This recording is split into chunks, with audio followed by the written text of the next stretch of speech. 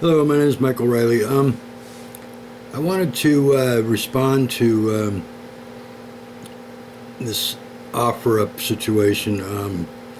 A guy named Chris got a hold of me, supposedly the manager of the customer service department or something.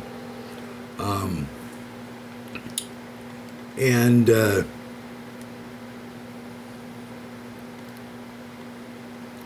he, I've been speaking with account management managers. What his actual title is what I was looking up.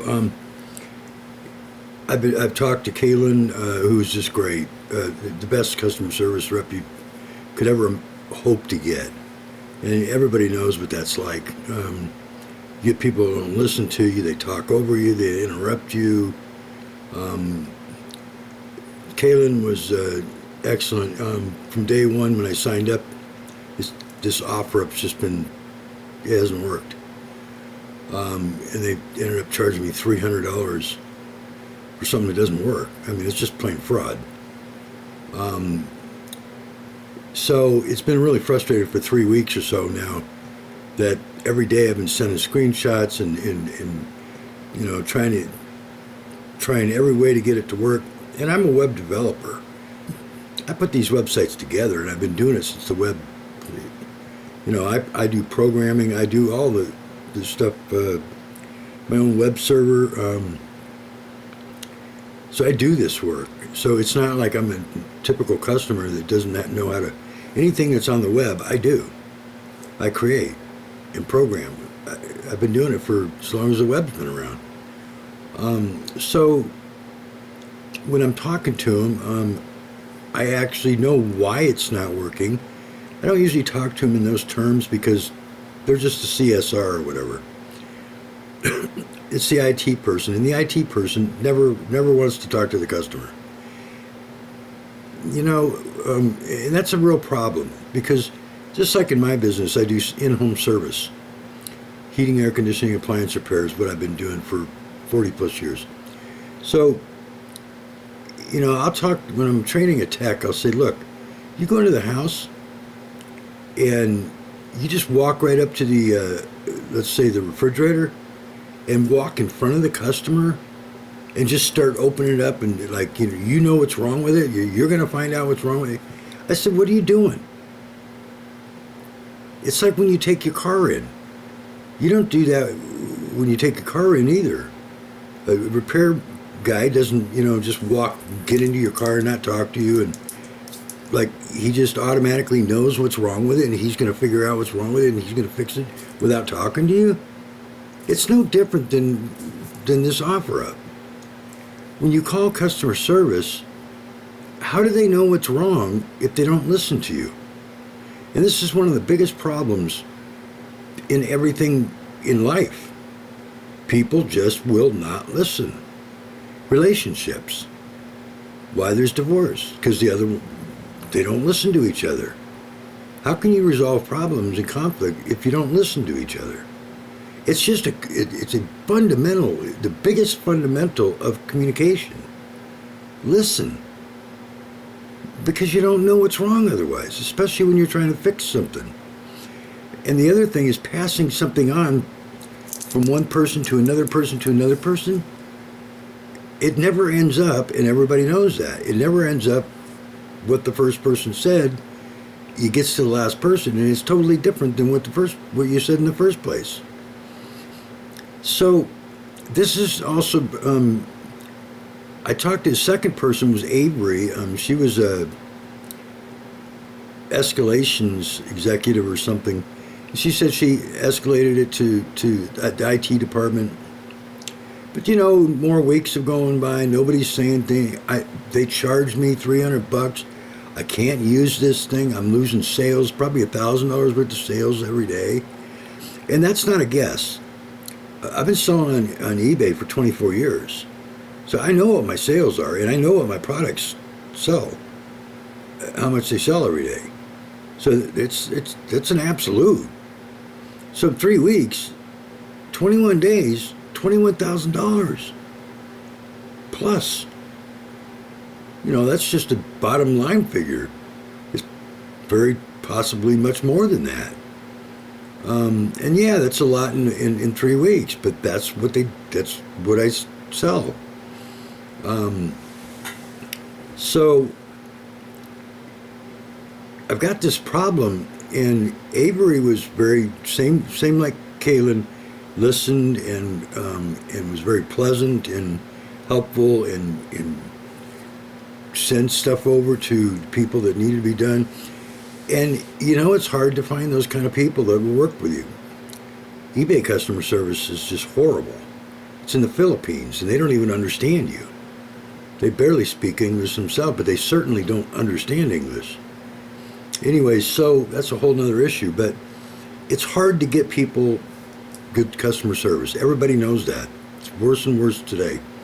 So then the third person contacts me, the one that was assigned to my account after the fact, after I was signed up and everything, Letty.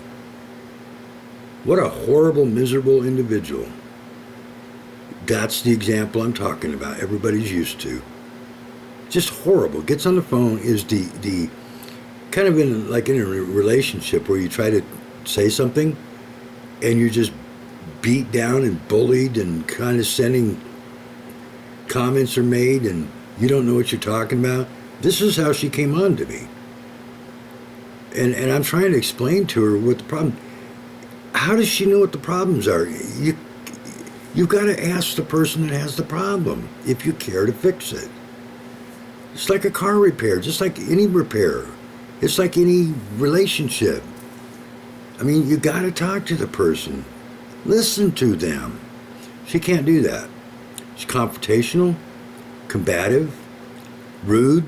I mean, just everything in the book. I mean, an F minus, minus, minus. And so I had enough of her after she was just being condescending and everything to me. I was like, I need to talk to a manager because this, I'm sorry. But I'm not going to blow up because you don't want to do that because you look like the bad guy. And you don't want to do that. It's not about me wanting to protect my image or anything either. It's just that I don't want to be that person. I want to try to resolve this with somebody that's reasonable, that will listen to what I'm saying. How do you know what my problems are if you don't listen and let me talk and tell you what they are? You don't. And then you start saying things that are wrong, assuming that I'm doing things wrong and everything else. And I just don't have time for that. I spent over 3 weeks, trying to post one ad that worked. I couldn't do it. It doesn't work. Their app doesn't work. So Chris gets a hold of me because I demanded my money back. I sent Kaylin a long letter and email and said, I'm done. I'm just done. This is long enough. You're stealing more money from me, OfferUp is, for something that doesn't even work. It's fraud. I want my money back. And that's it. And so this Chris gets a hold of me, the manager, and sounded pleasant off the bat. And you can always tell, pretty much gauge, I do anyways, how they start the conversation. And then I started to explain, and he started interrupting me.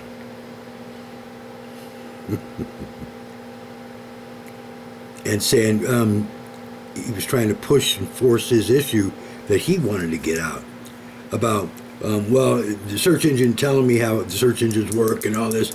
And this is what Letty was doing.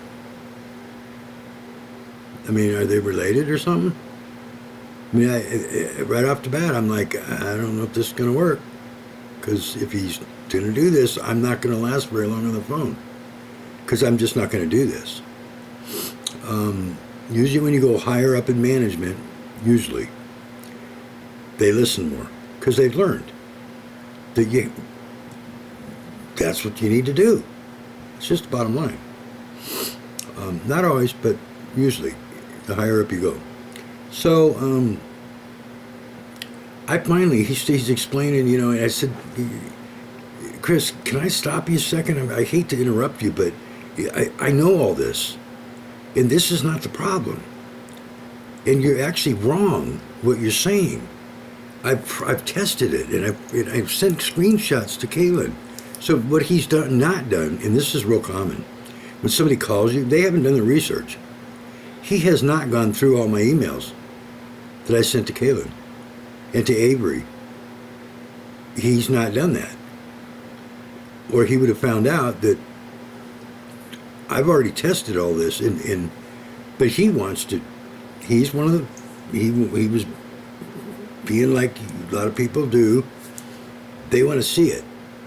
They don't believe it, even if you say it. Even if he kept, I kept saying I've tested about 50 times, but he's not hearing me. He's not believing me. Because people exaggerate. I'm not exaggerating. I've sat here for 3 solid weeks trying to get this thing working. Hours and hours and hours. And what I'm telling you is accurate. I've done this. But he's looking at what he sees in front of him on my dashboard. And what they look like. I said, of course they look, they only look a certain way, these ones, because I've tested them and then resaved them.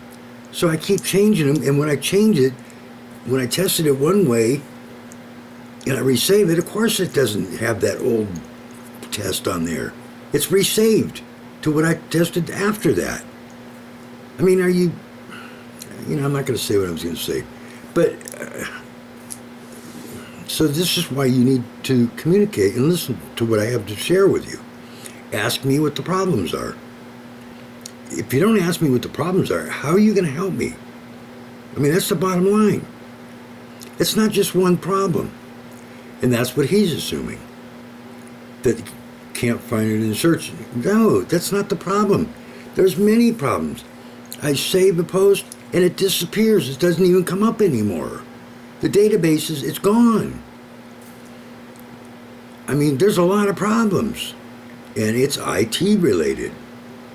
And database related. So I said, fine, look, Chris, just, I'll go ahead and do what you want to do and show you that it doesn't work. I'll do it again. I've done it many times, but I'll do it again for you. He's got screenshots of it if he looked at my emails, but he didn't do his research. Why didn't you look at what I sent already? Okay? So I got to prove it again and go over it again with another rep. I mean, this is just insane.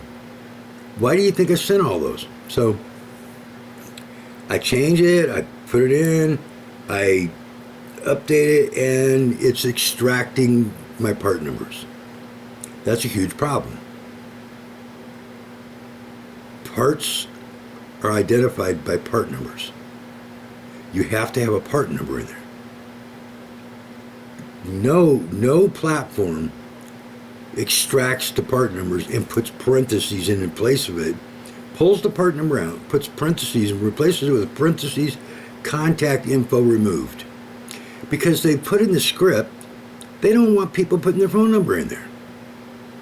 So if it sees numbers, like a 7-digit number, mine are 7-digit numbers. That's not even a phone number. Everybody knows that. Anymore, you dealing with the web, you don't know what state they live in. There's an area code involved. So it's going to be a 10-digit number anyways for a phone number. But they have it identifying 7-digit numbers, pull it out, put in place of it, contact info removed in parentheses. So your part number's gone. So if somebody searches for it, it's not going to find the part number because it's been removed by the script, program script. That's no good to me. You want me to just put a picture in there and people are going to scroll through thousands of pages of pictures and click on every picture to see where my gaskets are? That's not the way it works. this script doesn't work. This app doesn't work. It's not been written. It's basically what we call it is it's the parameters are too tight, and they're pinpointing 7 digits, which is inaccurate anyways. It's 10 digits for a phone number, so they don't even know what they're doing. I mean, that just shows how stupid they are right there. Thinking that 7 digits is a phone number. It's not. So why are they yanking it out for 7 digits? If they want to do anything, it's 10 digits. So change the value to 10 instead of 7. It's that quick to fix the script. That quick. Go to the script, pull up the coding, change the variable from 7 to 10. It's fixed. I can put my part numbers in. It's that simple. It could take 15 seconds for an IT guy that knows where it is in the script. Scripts have different files, so you got to know which files are contain those parameters. So I'm keeping it simple. If there's IT guys listen, I'm not going to say the exact words that we use. I'm trying to keep it simple for the average person also to understand. So don't get on your high horse, IT guys, girls. The point is it's not working because they didn't write it properly. The commands. So I said, look, I told you. And now he's, you know how somebody turns and they go from being confrontational to, oh, okay. I mean, why do I have to go through that? Why can't you just believe what I'm saying? I mean, are you kidding? It's like an argument with a spouse. You know, this is not the way you treat a customer, or, you know, like I go to a customer's house to fix something and I argue with them about it. And I got the customer telling me how the appliance is supposed to work. No. You know, it's backwards. So finally, you know, and I wasn't going to feel bad about interrupting because I told him, I said, I don't want to hear this all over again, go through all this again. I've done this with several reps.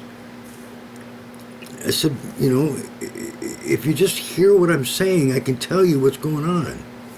And there's many things. It's not just one. But when somebody does that, you don't even bring up the other things because it was such a burdensome problem just discussing one topic. Why are you going to spend 14 hours by the time you're done arguing over other several topics that are wrong and problems with? You're not. You're going to give up. One, if you even get through one, you're just exhausted with somebody like this. If somebody listens, you can get everything taken care of. Because they're going to write it down. You're going to explain it. They may not know how it works because they're not an IT person. But what they need to do is get an IT person involved to communicate with me.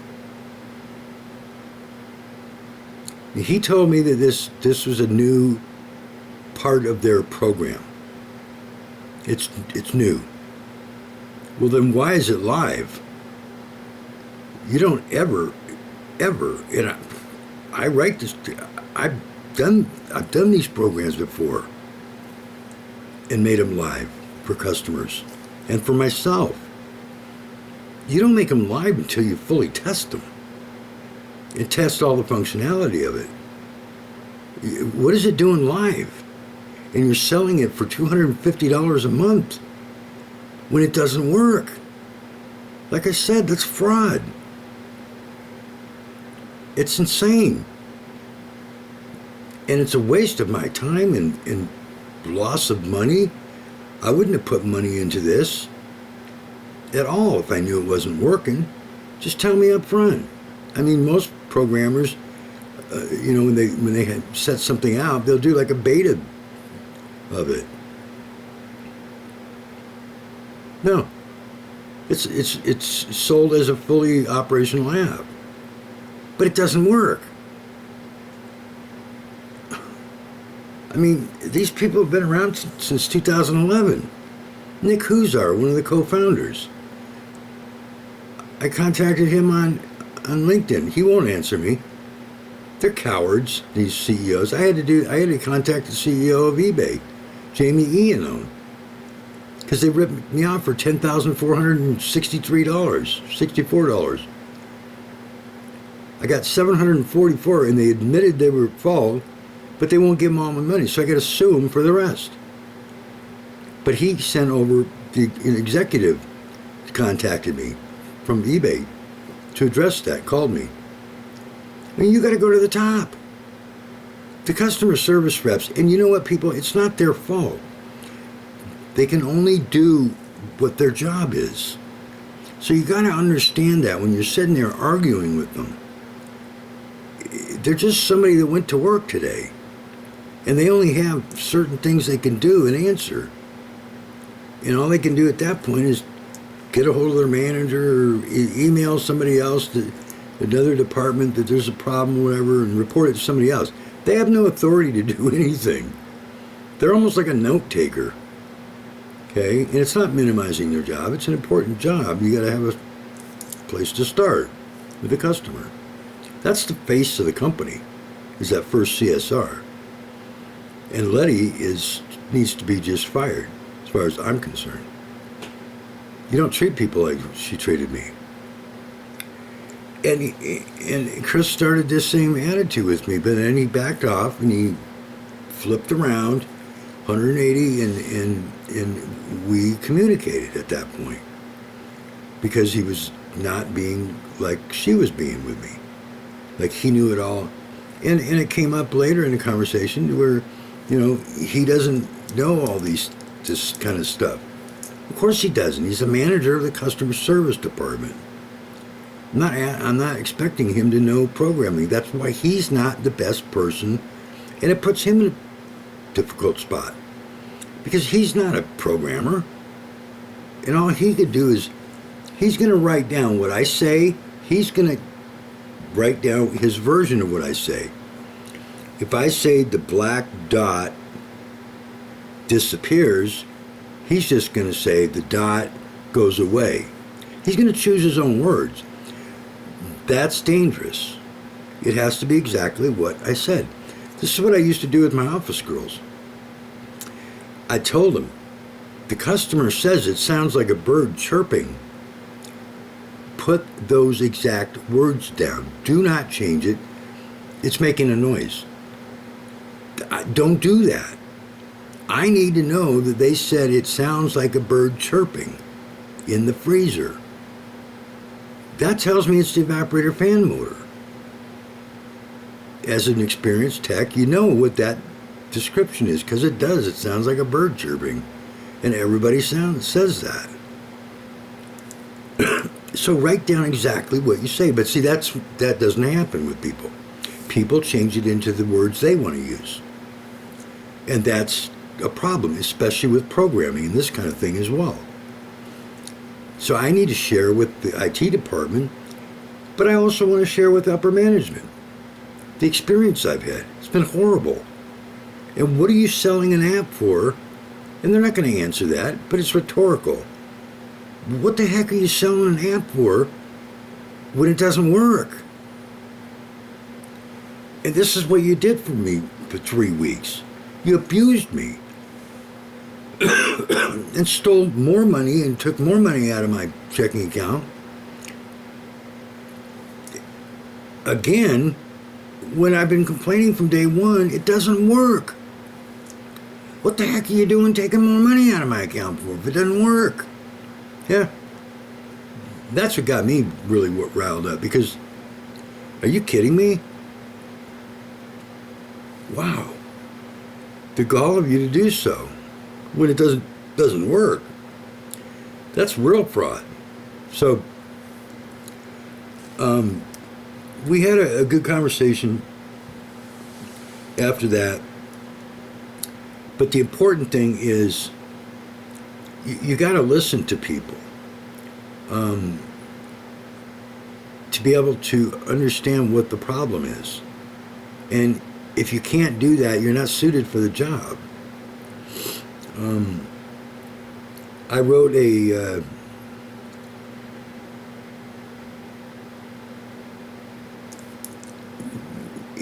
the email that I responded back to him, and I told him all this. I said about my experience with dealing with him and with the other people, and about listening.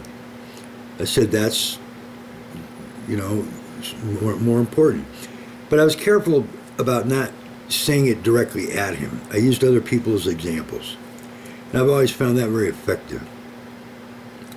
One of the things that I've been always recognized for is being the PR person. At Whirlpool Corporation, I was a PR person as a tech. 5, 7 people had been out there, and the guy's livid. This is a real example. One example was we just bought KitchenAid. I was in Detroit, and the Benton Harbor is in Michigan, not too far from there as well. It's on the other side of the lake, but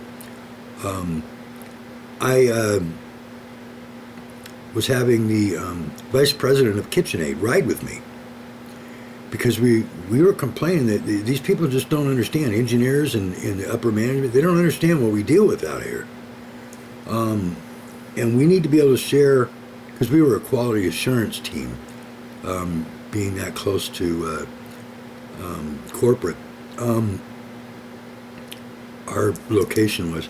And so things that we saw, we were able to submit to the engineering department, and we had engineers come out, and that was a disaster too.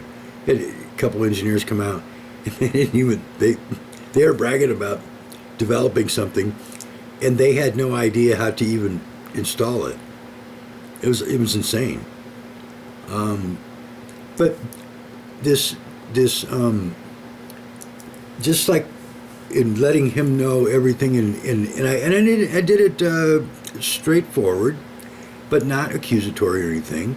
Just explaining just exactly what we went through, and that listening is really important. Not pointing at his finger at him, but it's there. Understand, this is what I'm talking about. You didn't listen to me either, type of thing. And so this vice president, and I don't remember his name. I was in my 20s. I'm 62 now. But the situation was a customer. We had 7 people out there to put the lower kick panel on a dishwasher. The plate at the very bottom was falling off. Now, how stupid is that? 7 people, techs, 7 different techs. This guy was livid. It was a brand new dishwasher, and it was expensive. And I livid. So my service manager handed me a brand new panel, and I said, I don't need that, Jim.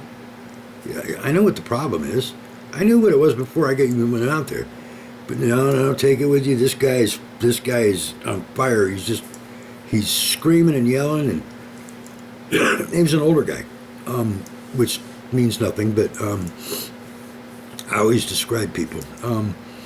And so when this vice president and I were going out to the truck, I said, look, I've got to be straightforward with you.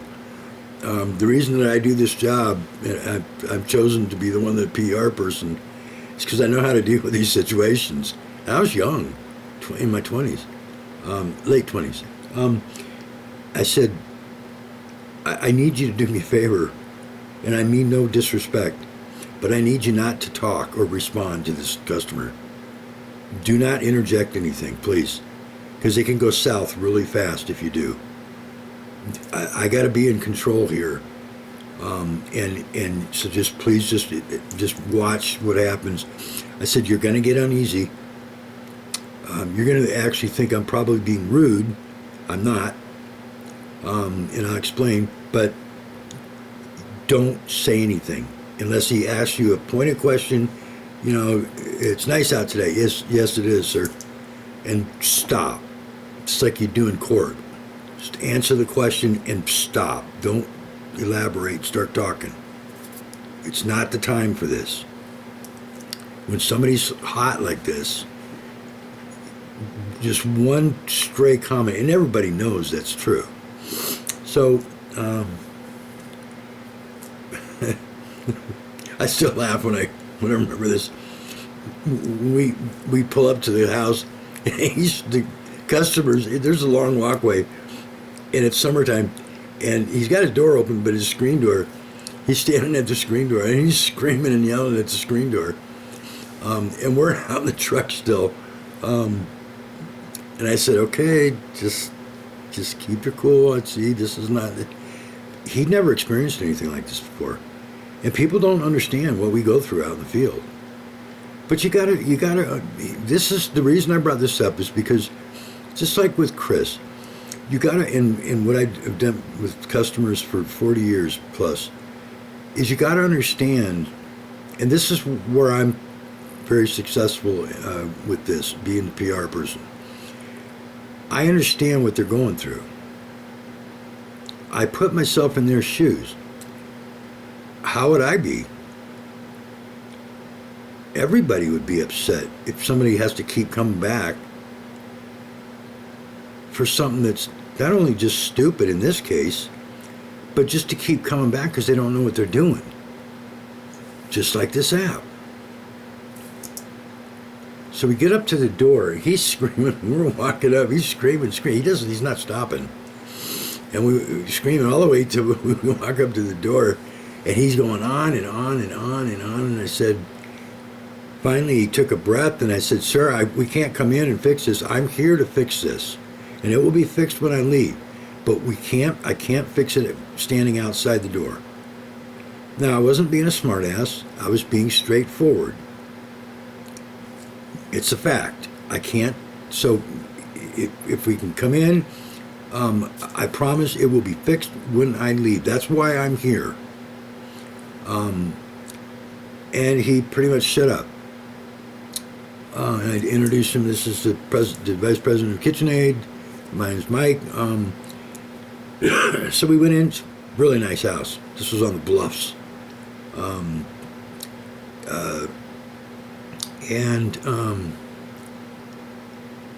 He's sitting at the breakfast bar overlooking the kitchen. You know what I mean.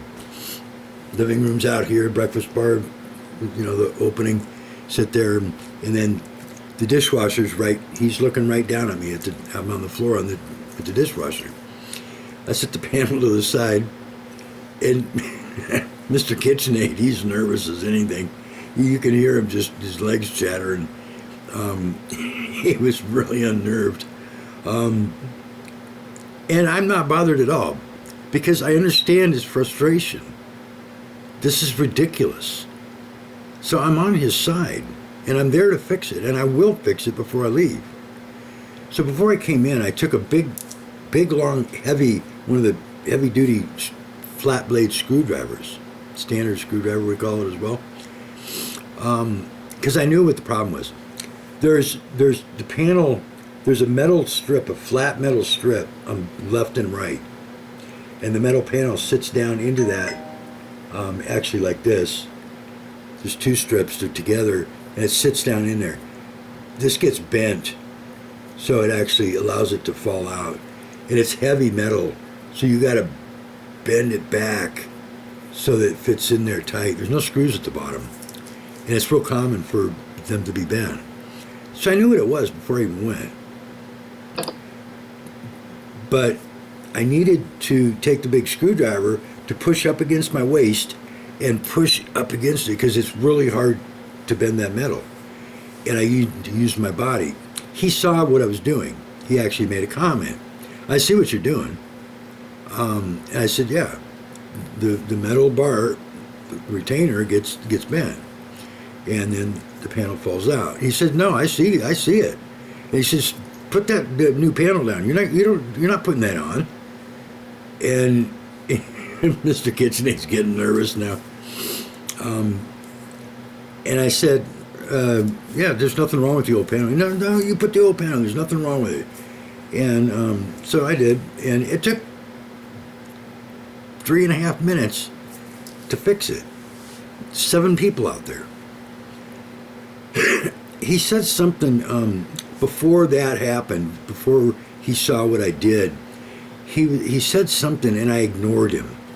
He was talking about the other texts and that kind of stuff, and you just don't fall party to that, because I'm not going to talk about the other texts. So if it was nothing that I needed to respond to, he knew it. He was an older man, so he knew when I didn't respond that it was something that I wasn't being rude. It was just not something we needed to communicate about, because he was upset and about the other text, and it wasn't something that a professional would be a party to. Text, you just don't talk about other texts. And so I know he got nervous, Mr. KitchenAid, when I ignored him and didn't answer him. But I told him that afterwards.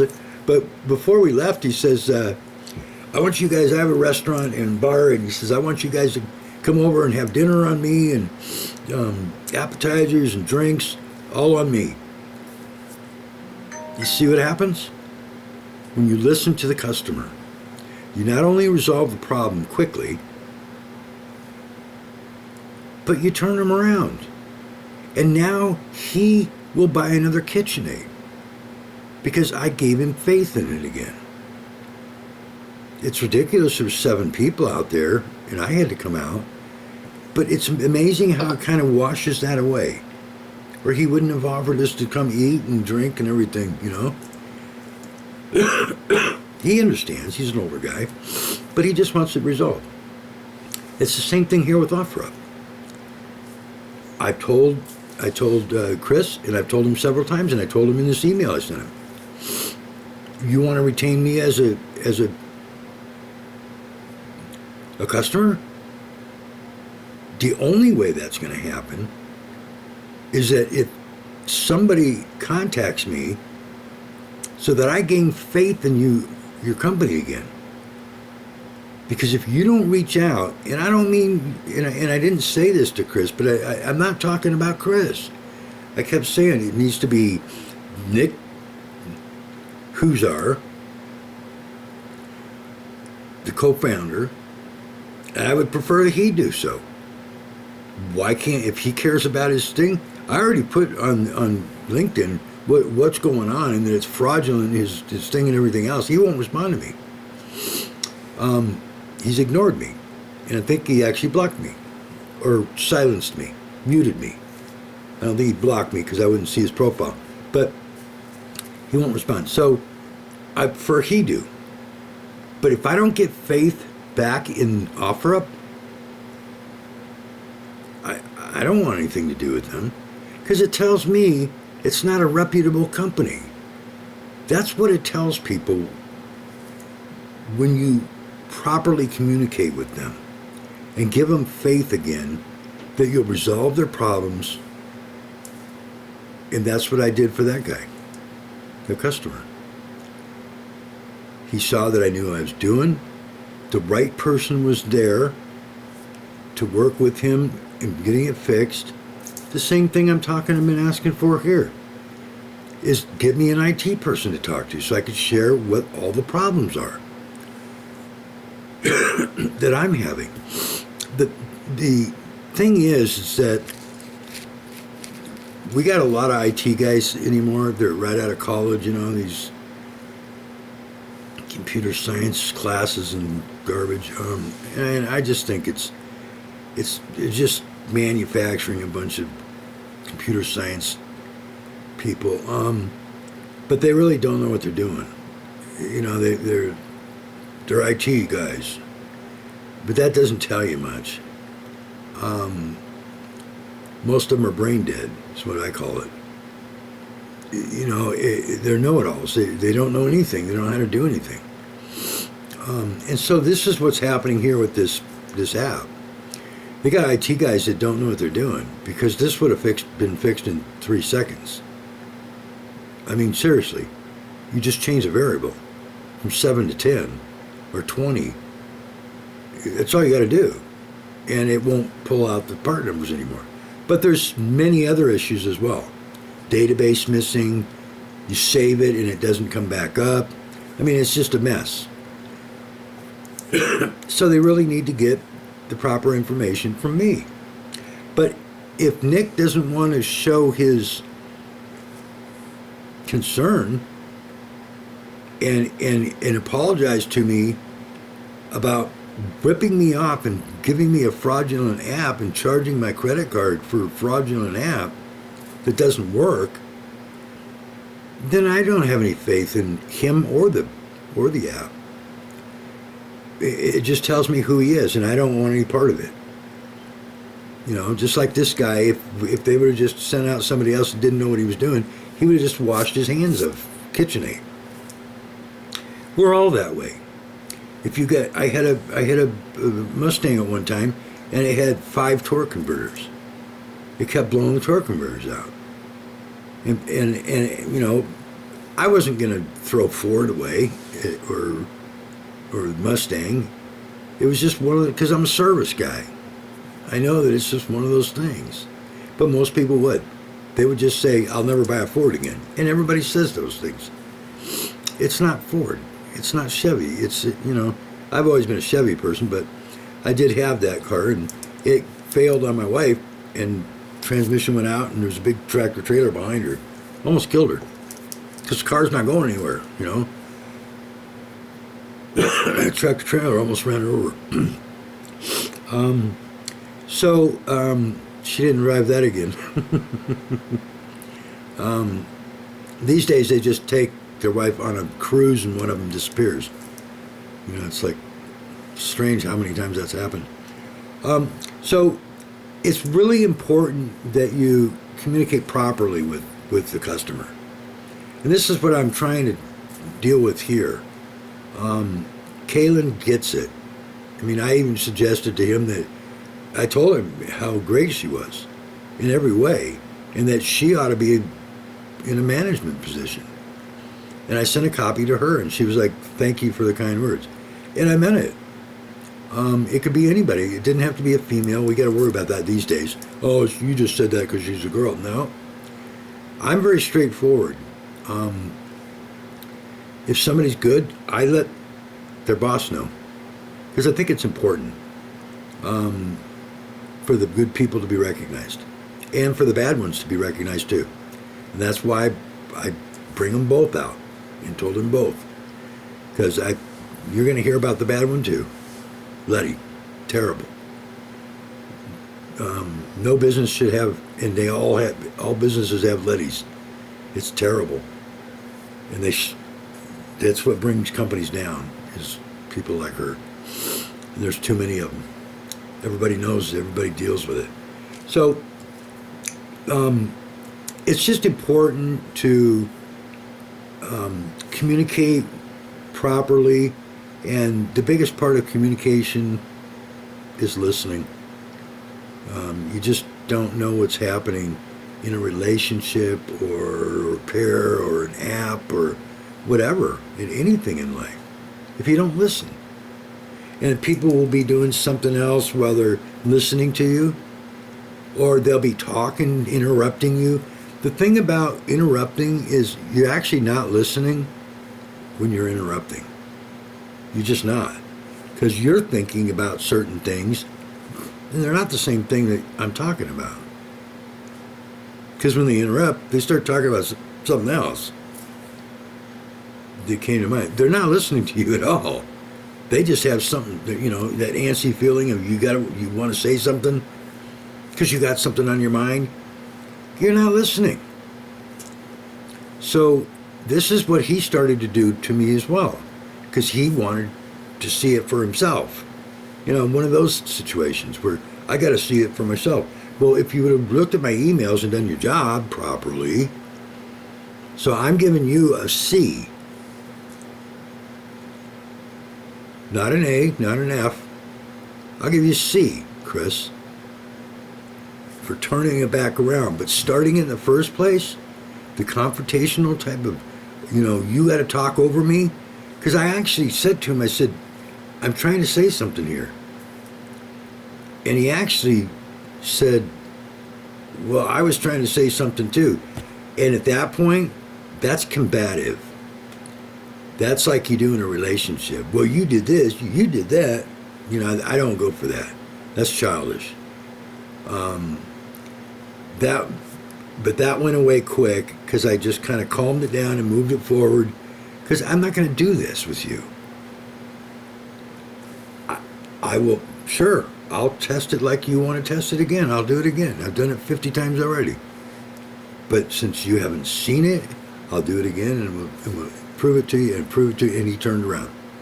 At that point, we can move forward. So I'll give him a C. Terrible start, but we got somewhere. So I don't know if he's going to respond to he didn't respond to my email. So we're supposed to talk tomorrow, 10:30, and we'll see if he gets me hold of me. Maybe he's offended by my email. If he is, whatever, then I'll go another route. But he's supposed to refund my money, and I had to check with him today and he said, I hadn't heard from him, and he said he had sent it into the billing department to refund it all of it. And that we'll talk tomorrow. And then I sent this email after that. So I didn't hear from him again, and I know he was still at work, but he didn't respond. So hopefully it didn't offend him, me being just brutally honest about my experience. And because I thought it was really important that he hear it. Because I didn't like it the way he started out. He started out like Letty.